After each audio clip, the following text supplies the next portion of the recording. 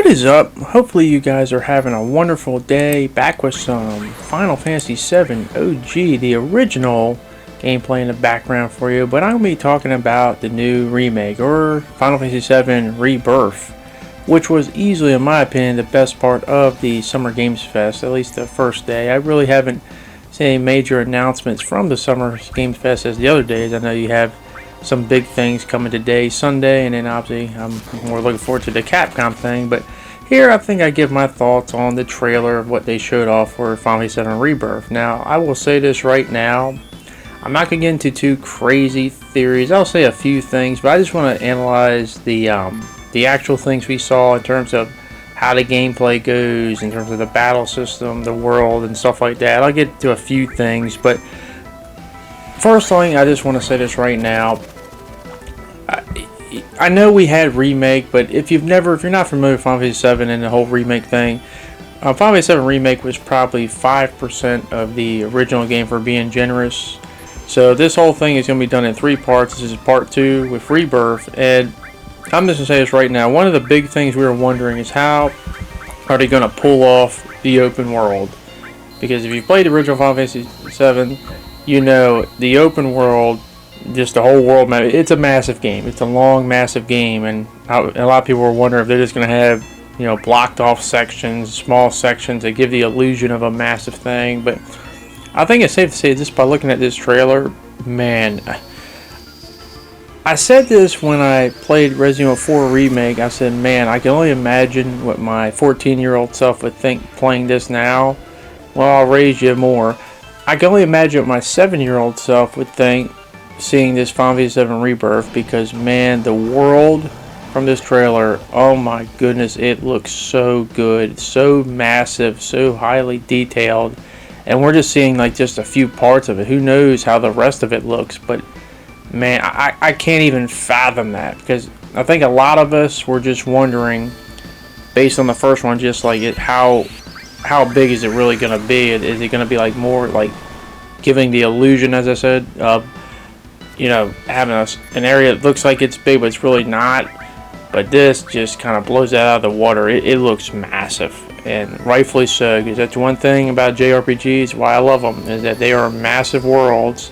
And if you fall in love with the worlds on top of the characters and the story, man, it's like the old adage, you know, there's nothing like getting lost in a good book. There's nothing quite like getting lost in a good JRPG, because, man, you will just, it'll leave an impression on you forever, just like the original Final Fantasy VII did, and forever got me into JRPGs. But the world looks so good, and we've seen a few areas. Obviously, you had the Chocobo house, which, you know, considering the house is next to the marsh, that's another thing. I wonder how they're going to do the whole Midgard Saloon, that whole thing.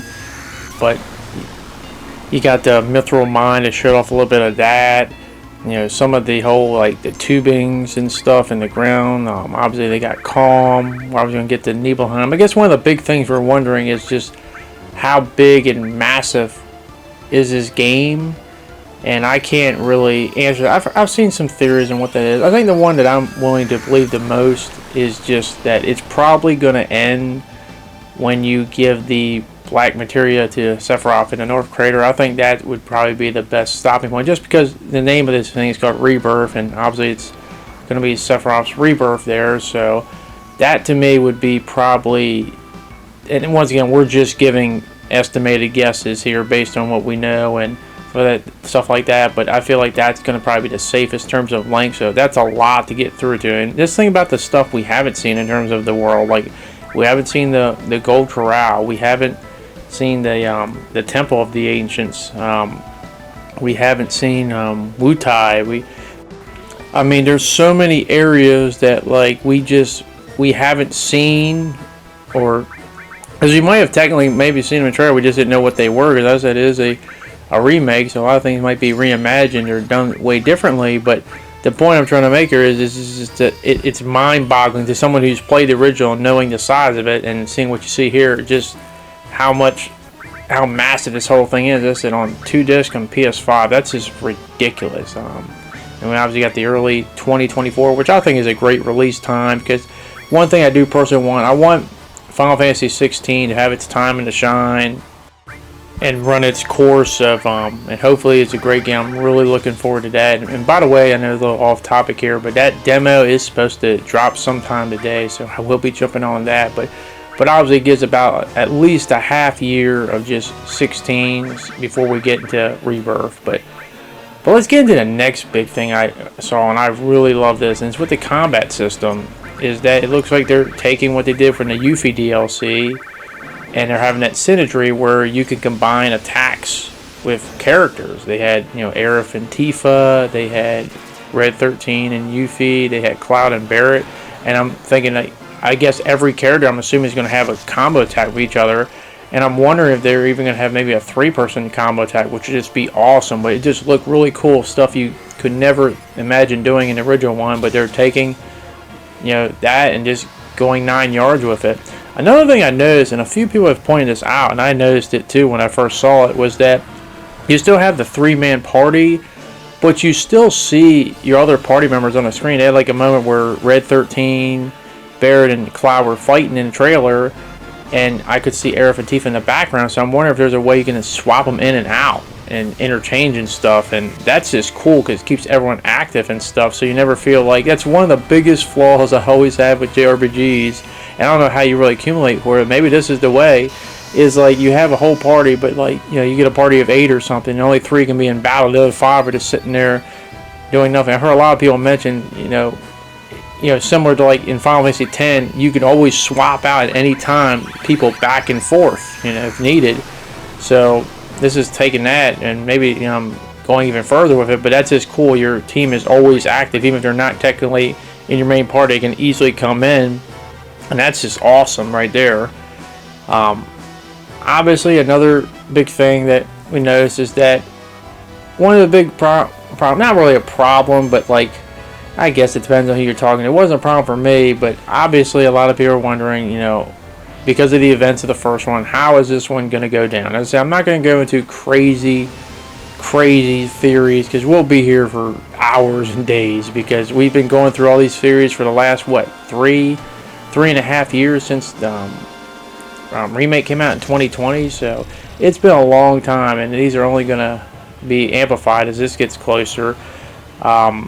How do I feel on that, if you're curious? Once again, I can always have the original one. I don't mind them doing things differently as long as it's entertaining and fun. Because I don't approach these things. I think one of the big problems people do with remakes and stuff, they always approach them with the mindset, are they going to be better than the original one? Can they surpass the original one? And it's like, it's the same. I'll tell you the same thing I said with Resident Evil 4 Remake. I don't approach with that mindset. I approach with the mindset, was this game worth what I paid for it, and was it worth my time? And if I can answer yes, then that's it. Doesn't matter how much it's worth my time or how much I enjoy it. Did I enjoy it? And trust me, I had a blast with the 2021, even with its differences and stuff. And I know some people want things to remain exactly the same, and I get it, and I respect it. And there's some people who are like, I'm fine with it being differently, and I get it, and I respect it. And also, we got a bunch of newer players and stuff. And regardless of what theories you believe in, but I guess the one that I guess I'll file for now, once again, I don't know. I'm just going by what smarter people have said, and what seems more likely to me is obviously we've been questioning the whole timeline things. Is there different timelines? Is it the multiverse and whatnot? I honestly think like the beginning of the trailer they showed them all seemingly dead. I think that timeline is Zack's timeline, and I feel like in that timeline all those characters are all seemingly dead. And so this is an educated guess, for a lot of people come up with that. And what the weird part of that is like, well, okay, so what about the Cloud of that timeline? Because he's seen carried him. We don't see him in that group, and he's not confirmed to be dead in that part. But we also see Cloud in like the hooded figures of the reunion crew that's going to the North Crater. So what I'm wondering is like, are we going to have like a situation with like 2 Clouds meeting each other and stuff? And as I said, I don't know. I don't know what they're going to do. And then we had the whole thing at the end of the trailer as they were specifying, that there's a fake in a party, or that like Tifa is not the real Tifa or whatnot. And that prompted discussion: is the Sephiroth talking about the Tifa from, you know, a different time. Like, as I said, I don't know. I don't know. We could argue with that to the cows moo at home, but like at the end of the day, regardless of where you stand, you can't say you're not invested. You're not into it, because we're not going to know until we play it, and so it's going to be quite interesting time. And I think there's going to be more of a discussion after this one than there will be of the first one. But man, I am so stoked. I can't wait. And by the way, as I said, I wonder how they're going to do the high wind. That's the other thing. We do see the high wind kind of in the back of Junin in the trailer. I wonder how they're going to do that. And this is the world. In case you've never played the original Final Fantasy VII, this is the world map. This is what I was talking about. You got a massive world, and this is the high wind flying over. There's so many areas that you can go to. There's the beach area you get off from the cruise ship. There's Midgard and stuff. Obviously, this is the end game because you got the meteor. I wonder how the meteor is going to look coming down in the background in this whole thing. But you got so many things, and there's the Midgard and Salem. I wonder. I'm really curious how they're going to do that whole marsh area. But like, you got so many things that I'm just absolutely really curious how they're going to look and feel and how they're going to be done.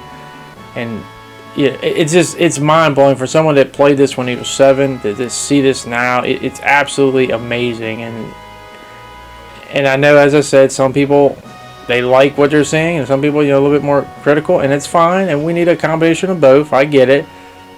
But at the end of the day, you can't say they didn't put a lot of effort into doing this, and it's just really fun. And by the way, I wonder how this next part I'm going to show you up here is going to be done, because we've gotten materia, a little bit of materia in the first one, but obviously the ultimate materia is the Knights of the Round materia. And in the original one, this was like the holy grail, finding this thing, as you saw a little bit of it earlier in this gameplay clip, but this is where you get that, and I wonder how that's going to be done. And this right here is one of the thrills of playing early JRPG games, because they didn't hold your hand. Anyone who grew up in the era, let me know.